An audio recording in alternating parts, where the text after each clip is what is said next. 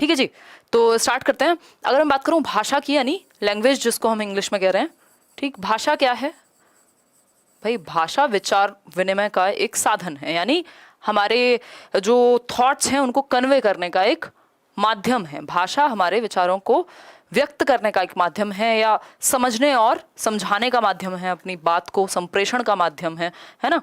तो भाषा क्या है? विचार विनिमय विनिमय का एक माध्यम है। विचार विनिमय यानी अपनी बात को कम्युनिकेट करने का, विनिमय का साधन है, ये कह सकते हैं। ठीक, अगर हम बात करें, ये एक बात हो गई।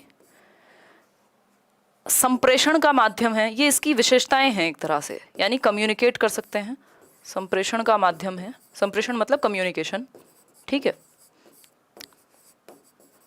विचारों के आदान प्रदान का माध्यम है ना, अपनी बात कहना और दूसरे की बात सुनने का एक जरिया है। इतनी बात क्लियर है सभी को? तो भाषा बेसिकली एक ऐसा साधन है जिसके माध्यम से हम अपनी बात कह पाते हैं, सुन पाते हैं सामने वाले की बात, और विचार, और सिर्फ विचार विनिमय का ही साधन नहीं है, ये सोचने समझने, चीज़ों को फील करने का भी एक साधन है ना, अनुभव करने का भी एक साधन है, हमारी समझ को बढ़ाने का भी एक साधन है। विचार विनिमय का साधन तो है ही है, लेकिन सिर्फ विचार विनिमय का साधन है, ये बात कहना एकदम गलत होगा, निहायत ही गलत बात होगी ऐसा कहना। ठीक है बात।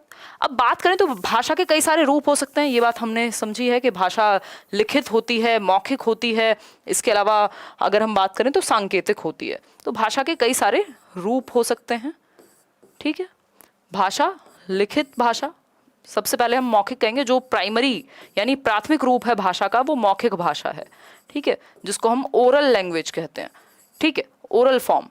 लिखित यानी रिटन फॉर्म, भाई भाषा को हम सुन करके, बोल करके, लिख करके इसी तरह से तो यूज करते हैं। और है एक सांकेतिक रूप, सांकेतिक यानी सिंबॉलिक फॉर्म भी है लैंग्वेज की एक। संविधान में इसके बारे में क्या कहा गया है उस पर भी चर्चा करेंगे, ठीक है।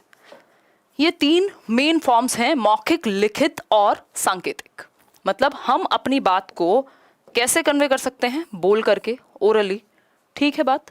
जैसे मैं और आप, मैं अभी बोल रही हूँ और आप सुन रहे हैं, है ना, आप आपस में बात करते हैं, फ़ोन पे बात कर रहे हैं, वॉइस नोट पे बात कर रहे हैं, है ना, कोई रिकॉर्डिंग देख रहे हैं। दूसरा लिखित रूप है।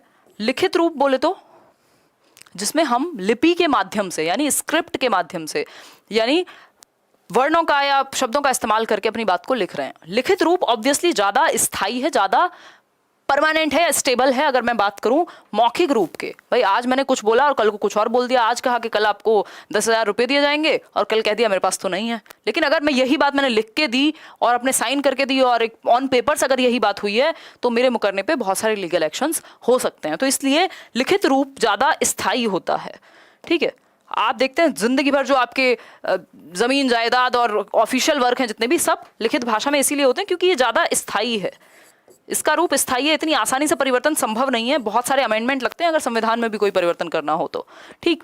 जबकि मॉरल या मौखिक भाषा जो है वो अस्थायी है, बहुत ही आसानी से परिवर्तन संभव है, अपनी बात से मुकरना बहुत आसानी से संभव है यहाँ, ठीक। सांकेतिक भाषा की अगर हम बात करें तो इस संकेतों में जो हम एक्सप्रेशन या जेस्चर्स के माध्यम से, है ना, मैंने कहा ये, दैट्स इट, कुछ बोलने की जरूरत नहीं, आपको पता लग गया, हाँ, है ना। कोई ये कह रहा है तब भी आपको समझ में आ रहा है कि सिंबल क्या है, जैसे आप YouTube पे ही फिलहाल देख रहे हैं, ठीक। तो सांकेतिक भाषा यानी आप संकेतों के माध्यम से, आप अपने हाव भाव से भी जो बात कह रहे हैं वो उस तरह से भी आप अपनी बात को पहुंचा सकते हैं, है ना। आप आंखें देख के पहचान लेते हैं भाई इंसान गुस्से में है कि प्यार में है कि किस में है, ठीक है।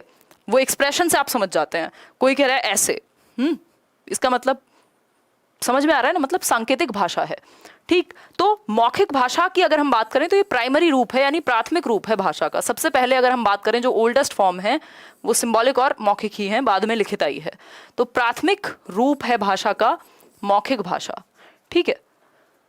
इतनी बात क्लियर है, हमें समझ में आ रही है इतनी बात? कोई दिक्कत, परेशानी, समस्या, दर्द, दुख हो रहा हो